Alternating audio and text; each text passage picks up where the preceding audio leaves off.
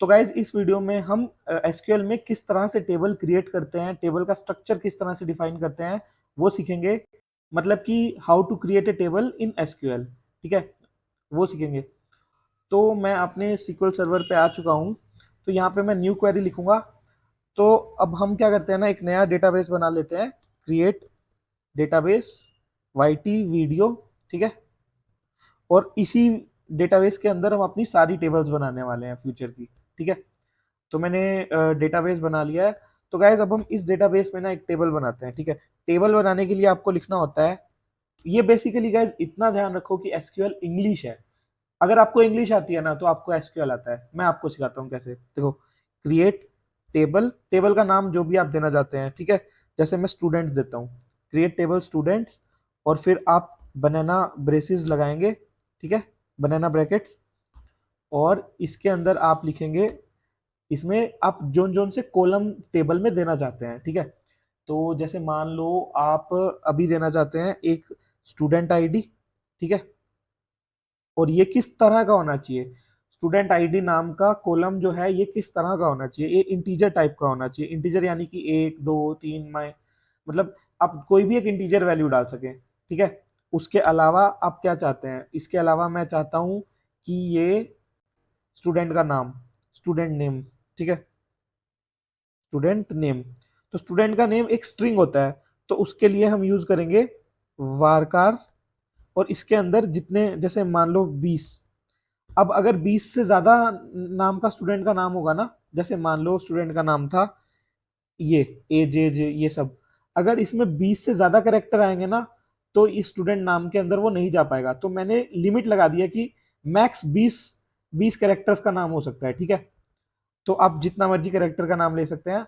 और गैस सबसे बड़ी चीज देखो, अगर आपको अब अभी अगर मैं इस टेबल को क्रिएट कर दूं ना तो ये मास्टर डेटाबेस में बन जाएगी, ठीक है।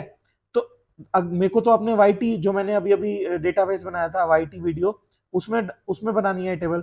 तो उसके लिए या तो आप यहाँ से वाईटी सिलेक्ट कर लो, ठीक है, या तो अब आप बना सकते हो, अब क्रिएट करोगे तो वो सीधा वाईटी वीडियो में बनेगा। और या फिर अगर आप मास्टर में हो ना तो यहाँ पे डेटाबेस का नाम लिख के डॉट कर सकते हो, जैसे कि वाईटी वीडियो डॉट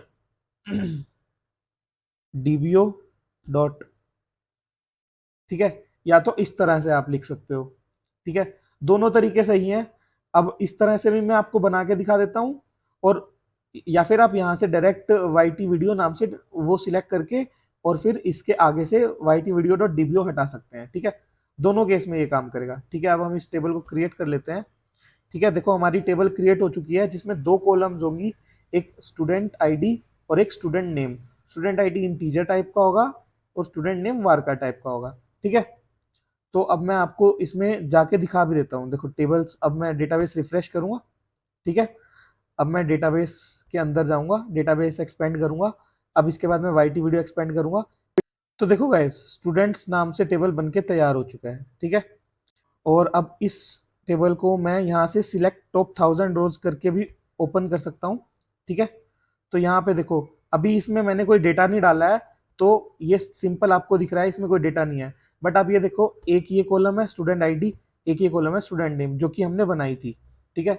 ये देखो, यही टेबल हमने बनाई थी। इसके अलावा गाइज अगर आपको डिलीट करना है ना किसी टेबल को, जैसे ये टेबल आपने बना लिया है और आपको इस टेबल को बिल्कुल जड़ से उड़ा देना है कि मतलब ये इस डेटाबेस से, वाईटी वीडियो नाम के डेटाबेस से खत्म ही हो जाए, तो उसके लिए हम लिखते हैं, मैं नई क्वेरी ऑन करता हूँ।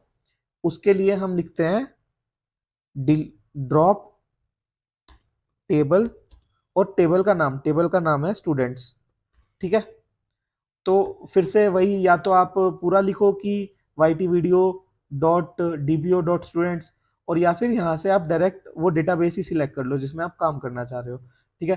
तो अभी मैं इस टेबल को ड्रॉप करूंगा, देखो तो टेबल मेरा ड्रॉप हो चुका है, ठीक है। Command completed successfully. तो अब यहाँ से मैं डेटाबेस रिफ्रेश करूंगा तो देखो ये टेबल चला जाएगा यहाँ से, ठीक है, जब डेटाबेस मेरा रिफ्रेश होगा। तो अब मैं इसको रिफ्रेश करता हूँ। तो अब रिफ्रेश किया मैंने। अब इस डेटाबेस को एक्सपेंड करता हूँ। अब मैं वाईटी वीडियो के अंदर जाता हूँ। देखो इसमें अब कोई टेबल नहीं बचा है, ठीक है। ये एम्प्टी हो चुका है क्योंकि टेबल हम ड्रॉप कर चुके हैं। तो ऐसे कुछ इस तरह से हम टेबल को क्रिएट और ड्रॉप कर सकते हैं। ठीक है।